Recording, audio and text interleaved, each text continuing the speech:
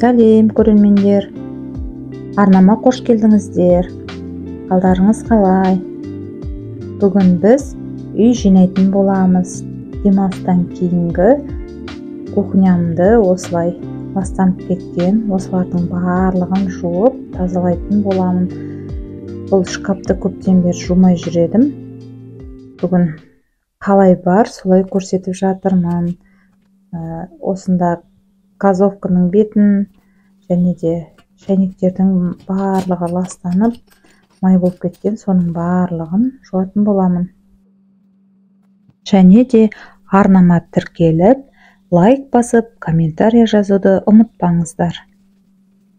Бейнеде көріп тұрғандарыңыздай, ең бірінші мен газге арнайы сұйықтық жағып, 10-15 минутқа ерігенше қойып қоямын. Қалған посудаларды, ыдыстардың барлығын осылайша посудомойкаға салатын боламын. Және де бейнеде көресіздер, тағы да мен шайнектердің барлығына арнайы сұйықтық жағып, оны посудомойка машинаға салатын боламын. Жақсы, сол кезде майы жақсы еріп, одан сайын таза болатын болады. Бейнеде көріп тұрғандарыңыздай осылайша жағып аламын барлығын. Бұл жерде қандай сұйықтық қолданатынымды описание бөліміне және де осы видеоның бір бөлігіне фотосын салып кететін боламын. Және де бұдан бөлек мен газовканың решеткілерінде посудомойкаға салып жуып алатын боламын. Жалпы посудомойкаға жиі салып тұрамын, себебі ол қатты ыстық болғасын майды жақсы ертіп, решеткада тұрған майлардың барлығын кетіретін болады. Кейде оған да сұйықтық, осындай арнайы май ертетін сұйықтықтар жағып, решетканы да солай салып аламын. Және де бейнеде тағы да көресіздер, шкафтың бір бөлігін тазалайтын боламын. Бұл жерде бұл шкаф көптен бері тазаланған жоқ. Енді қалай бар, мен солай көрсететін боламын. Ешқандай бұл жерде дайындық, ештеңе жасалған жоқ. Мен кухнямды тап-таза қылып ұстаймын деп айта алмаймын. Өзіңіз көріп тұрғандарыңыздай, қазір көресіздер, бейнеде майлы, сұйық май тұратын жер болғасын, одан сайын ластанып, сөйтіп кетеді. Соның барлығын көресіздер. Бейнеде көріп тұрғандарыңыздай, бұл жерде дәрілерді реттеп жатырмын. Көп дәрі шығып кеткен, барлығын орнына салып, срок өткендерін тастап, барлығын реттеп салатын боламын. Және де мен бір аптадай үйде болған жоқпын. Стамбулда демалған кезде үйде жолдасым болған, сол кезде жұмыртқа қорған. Жалпы ер адам болғасын ондай кухняға қарамайды көп адам. Осылай ластанып кеткен барлық шаңдарды сүртіп, майларын сүртіп жатырмын. Және де бұдан бөлек мен тағы да ет алып, еттерді бөліктерге бөліп, және тауық алып, оларды арнайы пакеттерге салып, мариновать етіп, алдын ала дайын тағам түрінде жасайтын боламын. Соның барлығын бейнеде көресіздер. Бүгін ұзақ түсірілім бейне болады. Және де осыны соңына дейін қарасаңыздар деймін.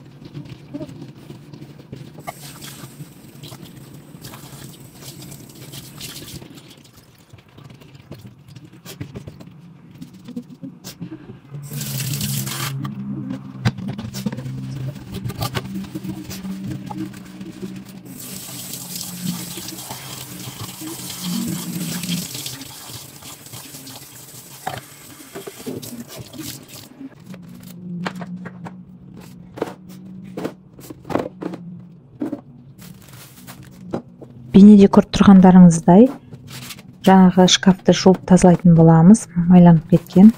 Алдымен ішіндегі заттардың барлығын шығарып босатып алатын боламыз. Бұл жерде менде ұн, секер, сұйық май, әртүрлі макарон, әртүрлі тәттілер тұратын жер. Бейнеде көріп тұрғандарыңыздай осындай арнайы сұйықтық жағып алатын боламын. Майды жақсы ерітеді. Өзі арзан. Магазиндерде барлық жерде сатылады. Осыған барлығына осындай губканың көмегімен барлық жерге жағып аламыз. Міндетті түрде қолдарыңызға перчатка киіп жасаңыздар, себебі бұл сұйықтық қолды күйдіріп жібереді. Сол үшін қолдарыңызға перчатка киіп алыңыздар. Осы сұйықтықты жағып 5-10 минутке қойып қойсаңыздар да болады, немесе мен сияқты қатты басыңқырап сүртсеңіз кетеді. Және де осы сұйықтықты таза сумен жуып тазалап алатын боламын.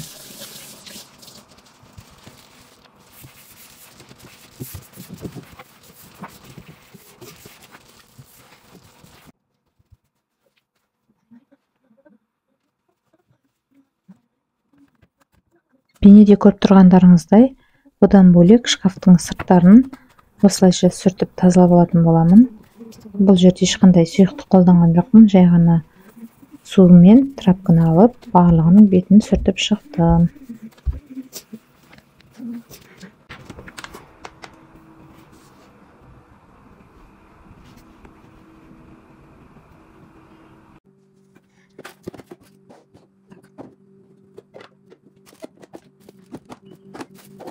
Бейнеде көріп тұрғандарыңыздай, жаңа шкафтан шығарылған барлық емкістардың барлығын реттейтін боламын. Пакетте тұрған заттардың барлығын емкіске салып, жақсылап сүртіп, артық қағаздарды тастайтын боламын. Барлығын рет-ретімен қайтадан орнына салып қоятын боламын. Менде арнайы бір хранение дейді ғой, ондай жоқ. Менде бар емкістер осыған салып, сыйғанша сыймағандарын өзінің ыдыстарымен салатын боламын. Қағаз пакетпен болсын, тұратындарын қайтып солай салып қоядым.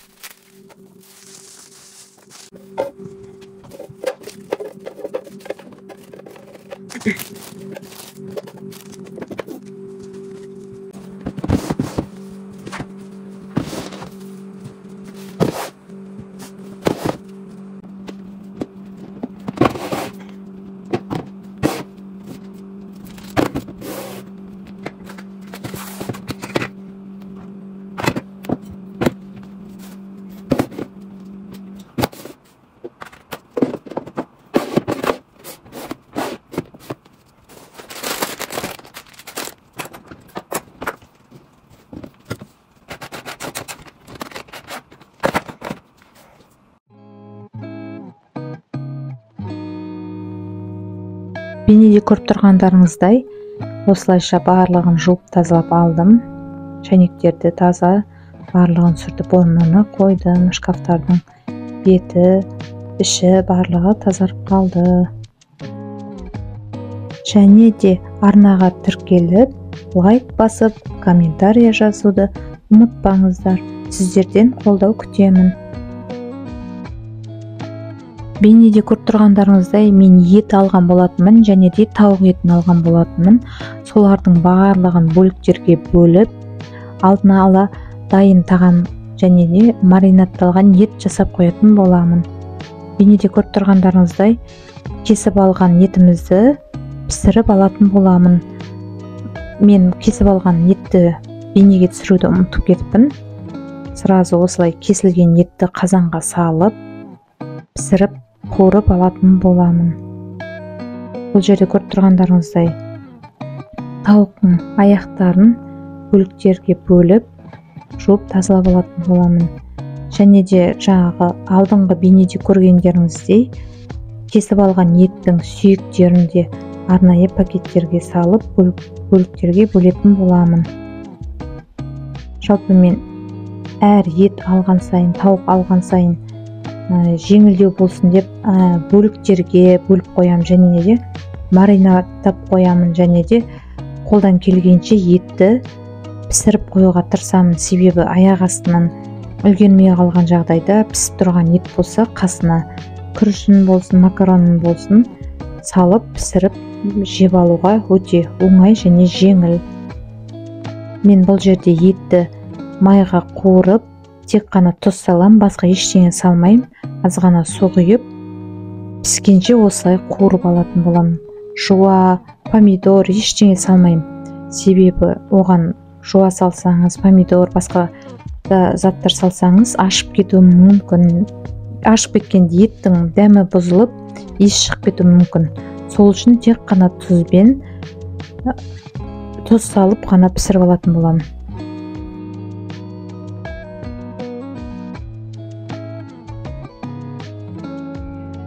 Бейнеде көріп тұрғандарыңыздай, тауықтарды осылай пакеттерге бөліп салып қоятын боламын. Және де қалған тауықтың аяқтарын қазір бейнеде көресіздер, барлығын маринаттап дайындап қоятын боламын. Маринаттайтын тауықты да көптеу қылып маринаттап қоямын.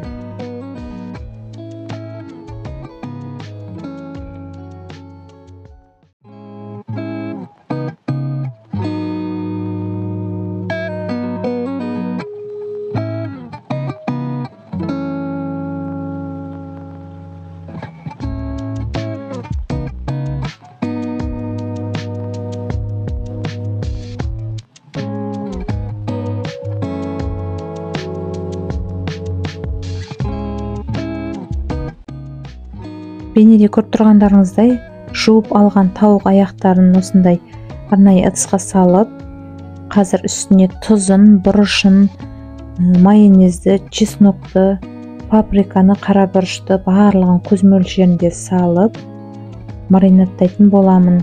Және де маринатталған тауық аяқтарын холодильникке 2-3 сағатқа маринаттауға салып қоямын. Содан соң ғана морозильникке салатын боламын. Және де бұл жерде мен терияки соусын қолдандым, себебі менде майонез аз болғасын. Сол үшін терияки мен майонезді араластырып солай салып жібердім.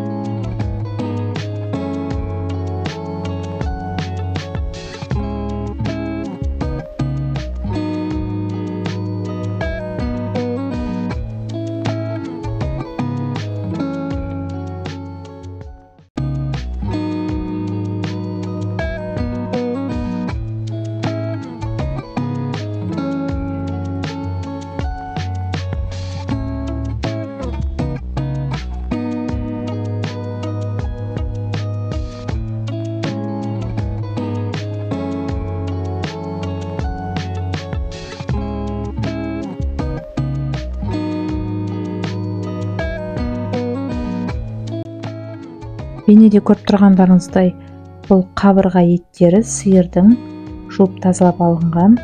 Осыны да қазір маринаттайтын боламыз. Мен бұл маринатты бірінші рет жасап тұрмын. Қазір бейнеде көресіздер, бұл жерде мен киви қолданатын боламын. Киви өте етті жұмсартады екен. Мен өзім осыны маринаттап қойғаннан кейін, 2-3 күннен кейін духовке салып жеп қарап едік. Еті деген енді жұмсақ, дәмі деген ерекше дәмді болды. Бұл жерде де бір киви, чеснок, қара бұрыш және паприка, тұзын және сұйық майды салып араластыратын боламын. Бұл жерде де көз мөлшерінде салдым барлығын. Және де осының барлығын араластырып маринаттауға 2-3 сағатқа холодильникке салып қоятын боламын. 2-3 сағаттан соң ғана морозильникке арнайы ыдысқа салып, аузын жауып, морозильникке салатын боламын.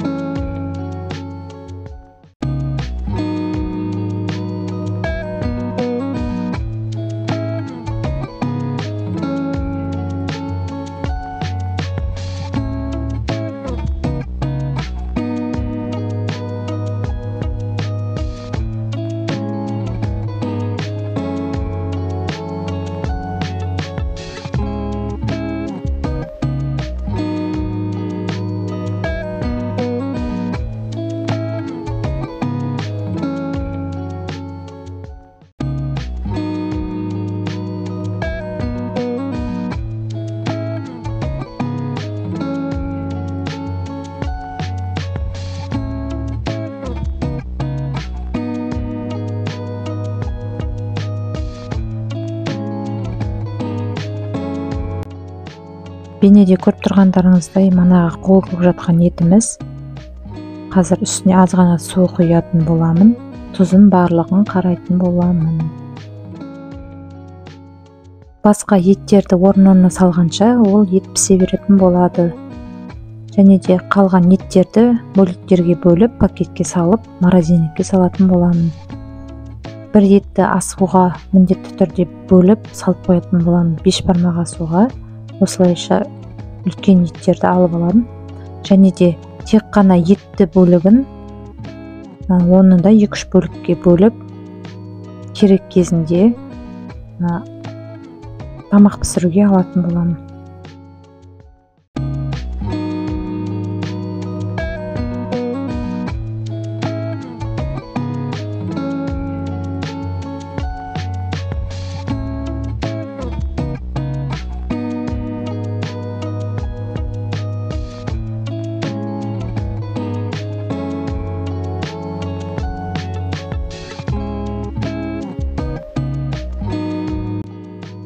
Бейнеде көріп тұрғандарыңыздай, ет пісіп дайын болды.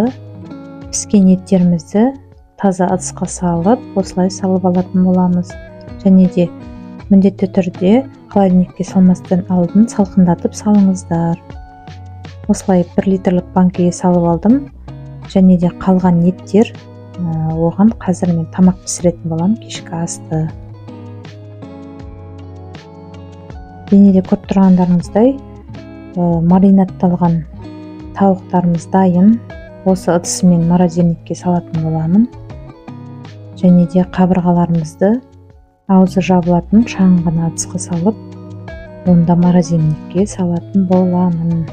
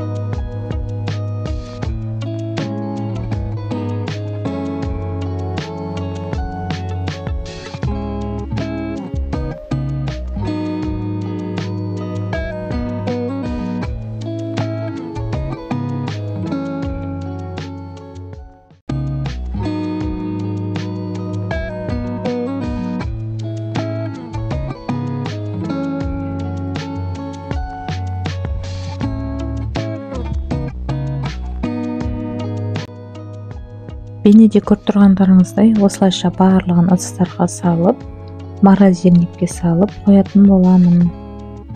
Піскен етті тек қана холодильниктің жоғарғы бөлігіне салатын боламын. Және де арнаға тіркеліп, лайк басып, комментарий жазуды ұмытпаңыздар. Бейнені соңына дейін көргендеріңіз үшін сіздерге алғысым шексіз. Сау болыңыздар.